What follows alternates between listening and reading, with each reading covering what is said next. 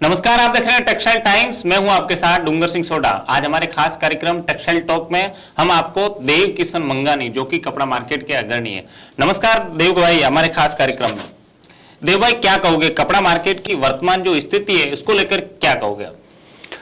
आज जो कपड़ा उद्योग की वर्तमान स्थिति है, अपन कहें कि एक तलवार की धार पे चल रही है। एक साइड तो सीजन हम लोगों का शुरू हुआ है, आज लग्न पीरियड है।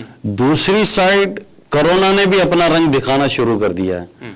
तो एक साइड देखें कि कपड़ा उद्योग को हम अच्छी तरह अपनी एनर्जी के साथ, तेजी के साथ चलाएं या सुरक्षा कवच कोरोना से व्यापारियों को दिलाएं। तो हमें जो व्यापार करना है आगे, और ये सेकेंड रोड जो कोरोना का रहा है, तो काफी संभल के और फूक कर कदम रख के हमको आगे बढ़ना होगा। क्योंकि अब ऐसा समय नहीं है। पहले तो हम कभी भी व्यापार करते थे तो एक टारगेट लेके चलते थे कि हमारी इतनी इतनी सेल हमको करनी ही है। अब वो वैसी परिस्थिति नहीं है। कपड़ा उद्योग की जो परफॉर्मेंस है, अपन अप्रैल से अभी तक देखें तो 60% के अंदर ही रही है।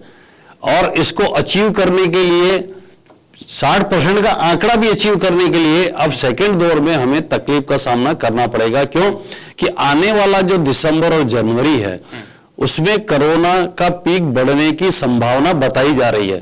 तो उसको ध्यान में रखते हुए ही हमें कपड़ा उद्योग को आगे बढ़ाना पड़ेगा। आज धीरे धीरे करके पेमेंट्स भी हमको उगरानी पड़ेगी। आज देखें, हमारी पुरानी पेमेंट्स भी अभी तक 20% अभी भी अटकी पड़ी है। क्यों कि जो छोटे छोटे लोग थे वो व्यापार नहीं कर पाए, उसकी वजह से वो रोल ओवर नहीं चल रहा है। दीपावली से पहले जिस प्रकार गिराई की थी कपड़ा मार्केट में, एक बार फिर कपड़ा मार्केट ने कोरोना को भूलकर वापिस से एक बार रफ्तार पकड़ी थी। क्या अब कोरोना के बाद में, दीपावली के बाद में, और अब वापिस सेकंड पीक चालू हो गया, तो क्या वापिस गिराई के आसार लग रहे हैं? देखो, अब दिवाली बाद जो है परफॉर्मेंस तो फिलहाल अच्छी है, और ये ज्यादा से ज्यादा मैं समझता हूं 15 दिन रहेगी, इससे ज्यादा नहीं रहेगी। उसका कारण है कि कोरोना भी बढ़ा है और मलमास भी आ रहा है। क्योंकि कमूरता हम लोग बोलते हैं 15 दिसंबर से लेकर 14 जनवरी के बीच में कोई भी शुभ कार्य नहीं होते हैं, तो उसमें कपड़ा कमजोर पड़ेगा। साथ साथ ऐसा लग रहा है कि कोरोना भी जोर पकड़ेगा। तो व्यापारियों को जो व्यापार करना है वो अपनी चद्दर में रह के करना पड़ेगा। लगन सरग की बात हो या ओणम है, साउथ के अंदर भी बहुत से त्योहार हैं, तो क्या इसके अंदर कपड़ा मार्केट को राहत मिलेगी? क्या फिर से थोड़ी सी भी एक देखो, थोड़ा तो फर्क पड़ेगा। क्योंकि जिस रफ्तार से अगर हम पहले जो प्लानिंग 2 महीना कर रहे थे पहले कि हमें पोंगल की बहुत अच्छी सीजन मिलेगी, परंतु अब ऐसा लग नहीं रहा है। उसमें भी लगता है कि 50-60% पे ही ये जाएगा। वहां पे भी साउथ में भी स्थिति काफी कोई अच्छी नहीं है कोरोना की, तो उसमें भी कट ऑफ मिलेगा। और सेकंड चीज, साथ में एक तूफान की जो चेन्नई में तूफान का जो, क्या उसका असर कपड़ा मार्केट में दिखेगा? 100% पड़ेगा। क्योंकि तूफान से बारिश आती है, हवाएं चलती हैं, ठंडक बढ़ती है, मौसम बढ़ता है। ये कोरोना को बढ़ाने के एक कारक साबित हो सकते हैं। तो उस पे भी हर व्यापारी एक बार भेजने वाला भी सोचेगा, और वहां जो बिजनेस कर रहा है टेक्सटाइल का वो भी सोचेगा। क्योंकि उससे गांव खेड़े के जो रास्ते हैं, मौसम है, वो सब कुछ खराब हो जाता है। ट्रांसपोर्टेशन छिन्न भिन्न हो जाता है, कम्युनिकेशन छिन्न भिन्न हो जाता है। तो उसका भी कपड़ा उद्योग पे तो असर पड़ेगा ही पड़ेगा। खास करके कोरोना का जो कहर अब पूरी दुनिया में है, वापिस एक बार फिर लोगों के अंदर एक भय सा बैठ गया है कि क्या पता कपड़ा मार्केट में या कोरोना की वजह से क्या वापिस से लॉकडाउन ना लग जाए। क्या आप भी चैम्बर से जुड़े हुए हो, कपड़ा मार्केट के अग्रणी भी हो, क्या लगता है कपड़ा मार्केट में जो भय है वो निकले? कैसे लॉकडाउन लगने के वापिस आसार नजर आ रहे हैं? मेरे हिसाब से तो सभी एसोसिएशंस को सक्रिय हो जाना चाहिए। कोरोना के 2 पहलू हैं। अगर हम उससे दूर रहते हैं तो हमारे पास नहीं आता, उसको मेहमान बन के अगर बुलाएंगे तो हमारे साथ आ जाता है। तो जो भी सरकार ने नियम SOP दी है उसका सभी एसोसिएशन कड़ाई से अगर पालन करेंगे तो व्यापारियों को वो बचा पाएंगे और कपड़ा उद्योग भी बच पाएगा। जिस प्रकार महानगर पालिका ने स्वच्छ सुरक्षा कवच समिति का गठन किया है, क्या उसके साथ में या उसको ध्यान में रखते हुए कपड़ा मार्केट के जितने भी मार्केट हैं वो एसोसिएशन मिलकर इसके अंदर जो इनका जो प्रणाली है, जो उन्होंने दिशा निर्देश दिए उसके अकॉर्डिंग कार्य करें, तो कहाँ तक कोरोना को कहाँ तक कोरोना से मार्केट को बचा पाएंगे? अभी जो कॉरपोरेशन जो दिशा निर्देश दिए हैं वो काफी क्लीन, स्वच्छ और स्पष्ट हैं। इसमें राज्य सरकार और केंद्र सरकार भी सहमत है, क्योंकि ये सरकारें चाहती हैं कि कोरोना एक दूसरे के संपर्क में आने से फैलता है। और इन्होंने जो कमेटियों का जो गठन किया है वो बहुत ही प्रशंसनीय और वेलकम करने के योग्य है, क्योंकि एक एक मार्केट के अंदर कोई भी सरकारी तंत्र ध्यान नहीं रख सकता है। ये मार्केट एसोसिएशंस को कड़ाई से पालन करना पड़ेगा और सिक्योरिटी को भी स्पष्ट निर्देश देना पड़ेगा कि अगर इस चीज का कोई भी पालन नहीं करता है तो उसे मार्केट में एंट्री ही नहीं दे। लोगों के अंदर भय का जैसे माहौल है, लेकिन लोग ऐसे भी लोग हैं जो मास्क भी नहीं लगाते हैं, जो लोग बैठते हैं उनको ऐसा लगता ही नहीं कि कोरोना है। क्यों उनके ऊपर कड़क कार्रवाई नहीं होनी चाहिए? बिल्कुल सही बात है। अगर इस तरह की वो चीज करता है, इसका मतलब वो एक कैरियर है कोरोना फैलाने में, तो उस पे तो कड़क एक्शन होना ही चाहिए। परंतु एक कुछ हमने ऐसा भी देखा है कि एक दो व्यक्ति जो अंदर दुकान पे पूरा डिस्टेंस के आधार पर बैठते हैं, वहां भी कई बार हमने देखा है कि सरकारी लोग पहुंच जाते हैं, पर उनको भी प्रैक्टिकल होना पड़ेगा। वो दुकान के अंदर बैठा है और 20-20 फुट या 10-10 फुट के डिस्टेंस पे बैठा है, तो उनको परेशान नहीं करना चाहिए। मार्केट के बाहर अगर इस तरीके से कोई घूम रहा है या पैसेज में घूम रहा है या बैठा है, तो उस पर तो सख्त से सख्त कार्रवाई की जानी चाहिए और एक दो बार वार्निंग देनी चाहिए।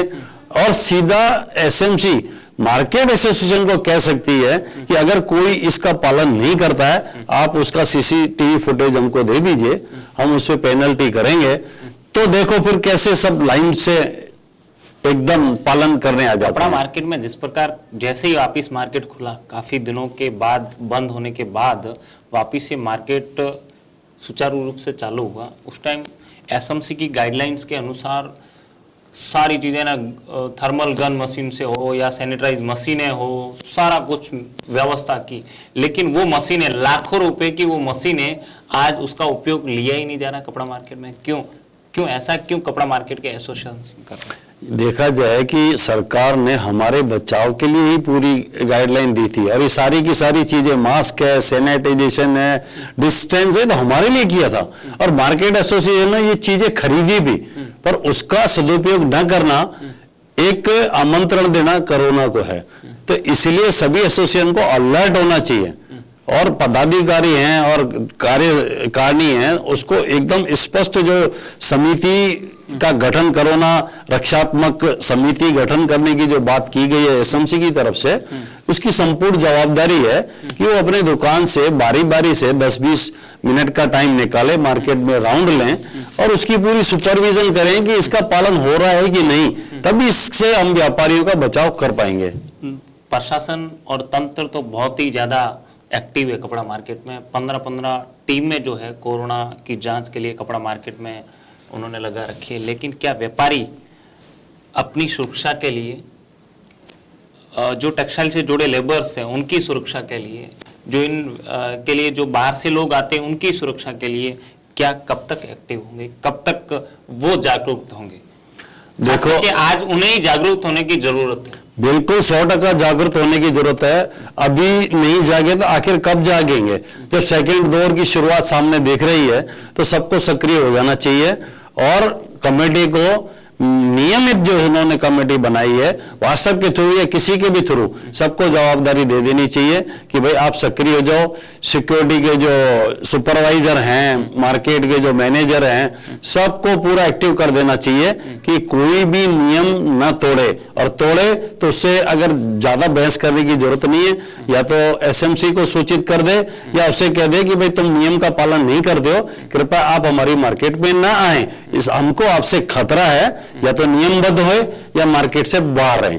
तो ऐसा करके हम व्यापारी को सुरक्षित रख पाएंगे। देव किशन जी, क्या कपड़ा मार्केट की ये सब कोरोना के बाद कब तक ऐसा लगता है, क्योंकि काफी टाइम से मंदी का माहौल है ना, जीएसटी के, नोटबंदी के बाद में जीएसटी के बाद में फिर ये कोरोना ने इतना कपड़ा मार्केट को एक बार पीछे लेके चला गया, क्योंकि अब वापिस कपड़ा मार्केट कब तक संभलेगा? क्योंकि आपने कितने दशकों से मैं समझता हूँ कपड़ा मार्केट की अगवानी की है, तो आपको धरातल का हर चीज का अनुभव है, तो आपके अनुभव के अनुसार क्या वापिस जो सामान्य जो स्थिति है वो कब तक हो सकती है कपड़ा मार्केट इस इंडस्ट्रीज के लिए? मुझे तो अंदाज एक जो अगली सीजन हमारी आएगी, गर्मी की सीजन, उससे सामान्य स्थिति आने की उम्मीद है, क्योंकि एक तो सर्दी खत्म हो जाएगी और फिर जो नया सीजन हमारा कॉटन का या गर्मी का चलेगा। और कहते हैं कि कोरोना गर्माइश के साथ थोड़ा खत्म होता है, साथ साथ वैक्सीन भी लगभग आ जाएगी।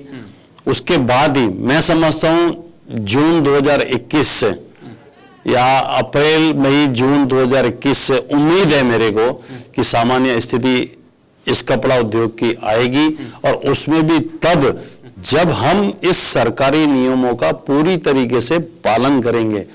ऐसा ना हो कि हमें वापस कोरोना, क्योंकि ये जब बोलते हैं जब तक आखिरी आदमी खत्म नहीं होगा तब तक इसकी संभावना रहेगी कि भाई ये आगे से आगे फैल सकता है। क्योंकि अभी हमने देखा सरकार ने पूरा नियंत्रण कर ही लिया था, काफी कुछ हो गया था, परंतु लोगों ने लापरवाही की, मार्केटों में निकले, खरीदारियां की, समारोह में बिना मास्क के गए, गैदरिंग की, पार्टियां की, तो उनको ऐसा लगा ऐसा कुछ नहीं है।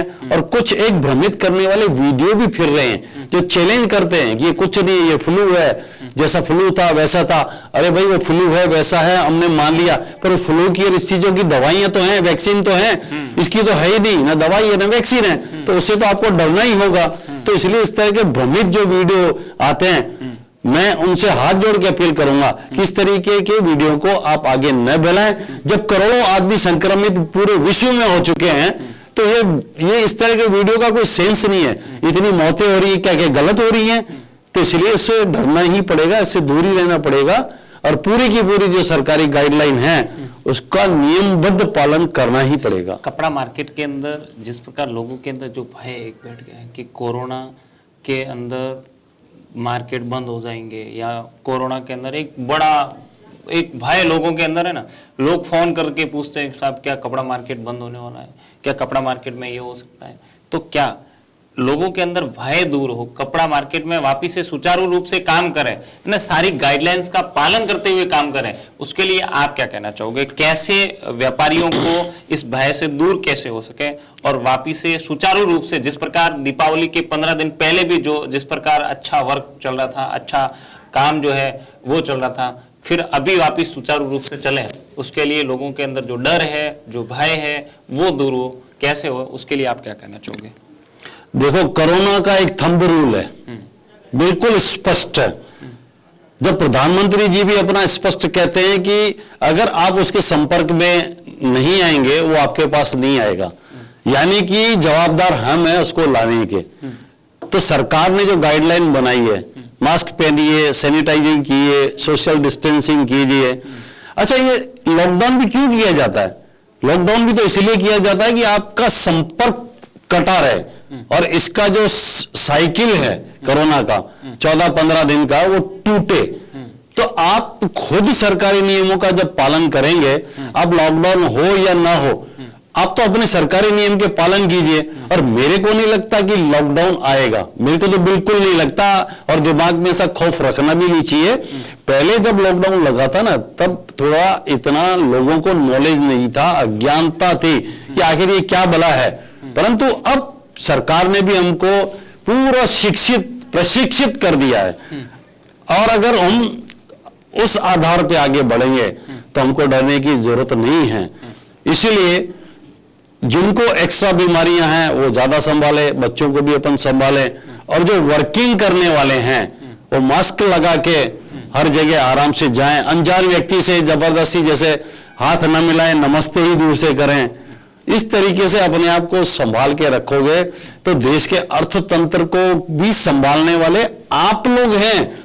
देश की सेवा करोगे, अगर कोरोना को दूर रखोगे तो देश की सेवा होगी, सरकार को टैक्स मिलेगा, कलेक्शन बढ़ेगा, सरकार हमारे ऊपर खर्च करेगी। जितना टैक्सेशन कलेक्शन कम होगा उतनी असुविधा सरकार को होगी, साथ में असुविधा का सामना हमको भी करना पड़ेगा। तो इसलिए थोड़ा संभालो। कोई लॉकडाउन मेरे को नहीं लगता कि आएगा, और ऐसा खौफ रख के चलो ही मत, और संभल के अपनी चद्दर में अच्छी तरह से काम करते चलें। साथ में कपड़ा मार्केट और टेक्सटाइल की, खास करके सूरत की जब बात करें, एक नॉर्मल इंडस्ट्री जैसे कि हम बात करें भीलवाड़ा की, वहाँ पर टेक्सटाइल का हब है, वहाँ टेक्सटाइल के लिए पर्टिकुलर एक अलग से कॉलेज है, वहाँ यूनिवर्सिटी है। और क्या सूरत के अंदर टेक्सटाइल की यूनिवर्सिटी नहीं होनी चाहिए? बिल्कुल होनी चाहिए, हमारी मांग है। हमारी चैम्बर ऑफ कॉमर्स ने इसके लिए सरकार से रजूआत भी कर रखी है कि सूरत में टेक्सटाइल यूनिवर्सिटी होनी ही चाहिए, ताकि हम आगे से आगे डेवलप हो। कारण अगर हम पूरा का पूरा इंडिया का सेटअप देखें तो सूरत ही सबसे बड़ा टेक्सटाइल का हब है। जैसे विश्व में अगर अपन देखें तो चाइना के बाद हमारा ही नंबर आता है। वैसे तो चाइना बोलते हैं अपन, और यहां तो लोग सूरत बोलते हैं। आप इसका मतलब सूरत की इतनी बड़ी अहमियत है कि एक देश के सामने सूरत को रखा जाता है। तो 100% ये पूरे प्रयास जारी हैं, और आने वाले समय में मेरे को लगता है कि सरकार भी गंभीरता से पूरा विचार कर रही है। टेक्सटाइल के सारे घटक यहाँ पर सूरत में है, चाहे एम्ब्रॉयडरी की बात हो, चाहे यान की बात हो, चाहे यहाँ पर मिल्स की बात हो, चाहे डायमंड वर्क्स, हैंड वर्क हो, या डाइट की बात हो, हर चीज का यहाँ पर हर एक घटक यहाँ पर है। तो क्या सूरत के अंदर गारमेंट हब नहीं बनना चाहिए? बिल्कुल 100% बनना चाहिए। आज हर तरह का कपड़ा उपलब्ध है, हर तरह की डिजाइन, पैटर्न, सेटअप, डिजाइनर, अपन कहें कि डिजिटल प्रिंटिंग, उसके बाद अगर अपन बोले सारे घटक सारे A to Z हैं। तो क्यों ना कपड़ा मार्केट और हमसे कपड़ा लेके आज दिल्ली बनी हुई है गारमेंट हब, कलकत्ता बना हुआ है, बॉम्बे बनी हुई है, जयपुर बनी हुई है। तो ये सारी की सारी सूरत में आराम से बन सकती हैं। इसमें खाली प्रयास करना पड़ेगा। जिस तरीके से हम लोग सेमिनार करते हैं, उस सेमिनार का रूप बदलना पड़ेगा। अब हमको वर्कशॉप करने पड़ेंगे, प्रैक्टिकल दिखाने पड़ेंगे कि भाई इस तरीके से चीजें करने पे कैसा होता है। और सरकार अगर प्रयास करे कि इस तरह का बहुत बड़ा पार्क बना दे, उसमें स्पष्ट बोल दे कि इसके अंदर सिर्फ और सिर्फ गारमेंट ही बनेगा, और गारमेंट से संबंधित सारी चीजें हैं वो एक ही विंडो पे उपलब्ध आपको हो जाएगी। पिछले 2 साल से ये देख रहा हूँ कि जिस प्रकार 2 साल में सूरत के अंदर गारमेंट बनना चालू हुआ है, गारमेंट के फैब्रिक्स जिस प्रकार बड़े पैमाने में सूरत में बनने चालू हुए, मैं समझता हूँ ऐसा बड़े लेवल का फैब्रिक सूरत के सिवा और कहीं बनता मुझे नजर नहीं आता। नहीं बनता। आज सूरत का जो व्यापार जो है वो धीरे धीरे गारमेंट की तरफ बढ़ता हुआ नजर आ रहा है। ठीक है, तो क्या सरकार को गारमेंट के ऊपर प्रोत्साहन देकर एक बार इस गारमेंट हब की ओर ले जाने की जरूरत नहीं है? बहुत सख्त जरूरत है।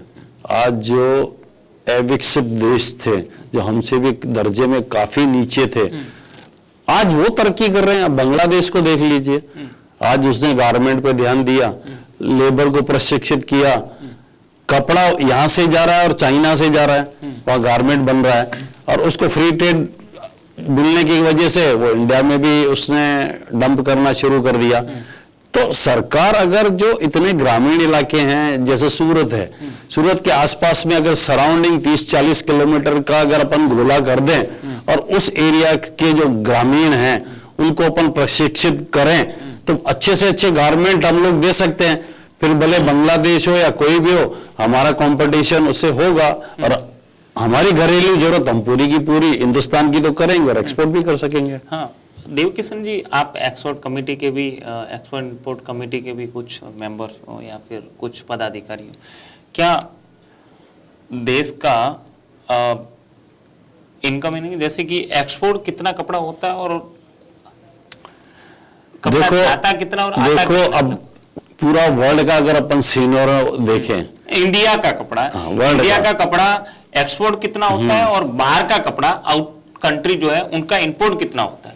अभी मैं आपको विश्व का आंकड़ा बताता हूं कि अगर विश्व में 100% अपन लें तो भारत की आबादी अभी 18% है और चीन की भी 18-19% है। तो भारत का जो एक्सपोर्ट का शेयरिंग है वो 4% के अंदर है और चाइना का 40% से ज्यादा। अभी देखो, मतलब आबादी बराबर है और 10 गुना हमसे ज्यादा वो एक्सपोर्ट करता है। अगर हम खुद हिंदुस्तान अगर प्रयास करें 8 की जगह खाली 10 पे ले जाए तो मैं समझता हूं कि पूरी इंडिया के वारे नियारे हो जाएंगे। क्यों 4% पर इन एक्सपोर्ट की 4% पर जाके रुक गया? क्यों? ऐसा कारण क्या है? क्यों सरकार एक्सपोर्ट और इंपोर्ट के प्रोत्साहन पर ध्यान नहीं देना चाहिए सरकार को? देखो अपने यहाँ क्या है कि नियम है उस पर ध्यान नहीं देना चाहिए। इसमें सरकारी सुधारों की बहुत जरूरत है। आज कोई भी काम करना चाहिए उसके लिए सिंगल विंडो होनी चाहिए। अपने आज भी डॉक्यूमेंट्स के लिए काफी दिक्कतों का सामना करना पड़ रहा है। हाल ही में IC code, import export code लेना पड़ता है, उसमें भी हमें दिक्कतों का सामना करना पड़ा। मैंने चेंबर के थ्रू हमारे जो डीजीएफटी के जो डायरेक्टर हैं दिल्ली में, उनको रजूआत की, लिखित रजूआत की कि भाई आईसी कोड जैसी चीज नहीं मिलती है। उसमें दिक्कतें ये आ रही थी कि वो सिग्नेचर जो है वो वाला डिजिटल सिग्नेचर मांग रहे थे क्लास 3 का, यानी कि इतना सिक्योर वो सिग्नेचर होता है जो डिजिटल किया जाता है। वो कॉन्ट्रैक्टर्स वगैरह सरकारी जो टेंडर भरते हैं वहां तक तो उसकी ठीक है। आज हम सिंपल डॉक्यूमेंट्स ले रहे हैं और उससे इनकम टैक्स हम लोग भर रहे हैं, तो वो आप सिग्नेचर माने नहीं रखते, ये तो गलत है। जब इनकम टैक्स माने रख रही तो आप क्यों नहीं रखते? तो इस तरह की दिक्कतें सामने आई। सेकंड चीज, वो आधार को और पैन नंबर को ऑथेंटिकेशन नहीं दे रहे थे। वजह कि हमारे गुजरात में जो आधार कार्ड है, जैसे मेरा नाम देवकिशन मंगानी है, मेरा पैन नंबर देवकिशन मंगानी के नाम से बना है और आधार है मंगानी देवकिशन, तो वो मिसमैच कर देता है। तो इस तरह की छोटी छोटी चीजें अगर अपन सॉल्व नहीं करेंगे तो इससे लोगों को बहुत दिक्कतें होती हैं। और कई बार तो ऐसा होता है आदमी हताश होकर एक बार छोड़ देता है कि भाई मेरे को नहीं करना है। क्या है कि अपने देश में जो सरकारी कानून जो बनते हैं वो कुछ 3-4% जो चीटर हैं उनको रोकने के लिए बनाए जाते हैं, जबकि 95% जो आराम से सिस्टमेटिकली धंधा करते हैं, ये रूल्स रेगुलेशन उनके हिसाब से बननी चाहिए। तो वो 3-4% को रोकने के चक्कर में वो 95% भी चपेट में आते रहते हैं। तो इस तरह की चीजें नहीं होनी चाहिए। हम मानते हैं कि चोरी करना देश के साथ बिल्कुल गलत होता है, पर उन गलत लोगों के ऊपर अलग से आप फोकस कीजिए जो इस तरह की चोरियां करते हैं, और 95-98% जो स्मूथली व्यापार करना चाहते हैं उसको स्मूथली खुला छोड़ दो आप, और आगे से आगे व्यापार करके अर्थतंत्र को मजबूत करते चलें। कपड़ा के लिए टेक्सटाइल मिनिस्टर ने आज तक, आपने भी कभी बहुत चीजें नोटिस की होगी, लेकिन कभी टेक्सटाइल मिनिस्टर ने कभी टेक्सटाइल की आवाज क्यों नहीं उठाई? क्यों उन्हें नजर नहीं आता टेक्सटाइल का इतना बड़ा हब सूरत? क्या है कि जब से जीएसटी का दौर चला था तो हो सकता है कि उनके दिमाग में ऐसा लगता हो कि सूरत में जाके अगर हमसे बात करते हैं तो ये विरोध में बात करते हैं। ऐसा बिल्कुल भी नहीं है, कोई भी नहीं करेगा। उनको पॉजिटिवली ऐसा एक ओपन हाउस रखने चाहिए। क्या होता है 2-3 मीटिंगों में आदमी थोड़ी भड़ास निकाल लेगा, तीसरी चौथी में तो बिल्कुल पॉजिटिव चलेगा। पर जहां तक हमने भी सुना है इन टेक्सटाइल मिनिस्टर के लिए, वो जो भी दिल्ली डेलीगेशन लेके जाते हैं उनके पास, वो अच्छी तरह से सुनती हैं और वो रास्ता भी पूछती हैं कि भाई इस तरीके से अगर आप हमको करके दो तो ये बेनिफिट होगा। तो वो पूरा का पूरा वहां सहयोग दे रही है और फाइनेंस मिनिस्टर से भी कोऑर्डिनेशन करवाती हैं। ये अपने ऊपर है, पर उनको यहाँ पे भी खुले मंच करनी चाहिए, क्योंकि देश का सबसे बड़ा टेक्सटाइल हब है।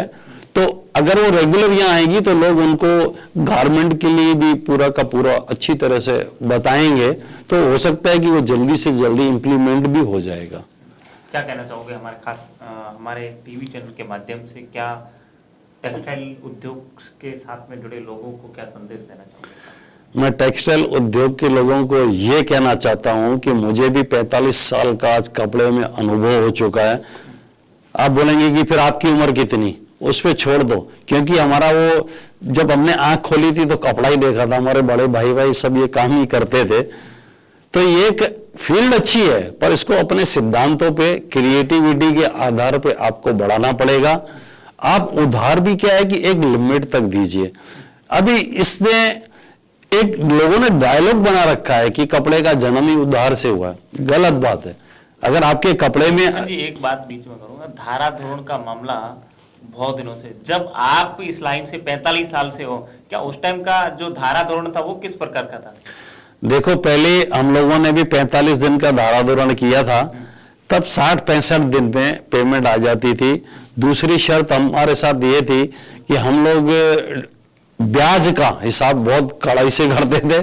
भाई आपने 30 दिन के अंदर पेमेंट नहीं दिया तो आपको हर 15 दिन के अंदर आपको 1% जोड़ के देना पड़ेगा।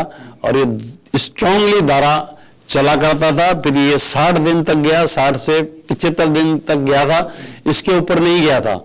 पर आज की स्थिति काफी खराब हो चुकी है। ये तो 150, 180 दिन, 200 दिन तक जा रहा है। तो इसमें आपकी साल में 2 टर्नओवर भी नहीं हो पाएंगे। आप कितना मार्जिन रख लेंगे तो उससे आपकी नींव हिलेगी। इससे अच्छा है आप 30 से 60 दिन से ज्यादा पेमेंट अलाउड ही मत करो। अच्छे से अच्छा माल बनाओ। आपका माल बिकेगा तो सामने वाला 100% आपसे डिमांड करेगा, ऐसी कोई बात नहीं है। और ये फैशन की चीज है, रोज नए नए क्रिएशंस दो, नई डिजाइन दो।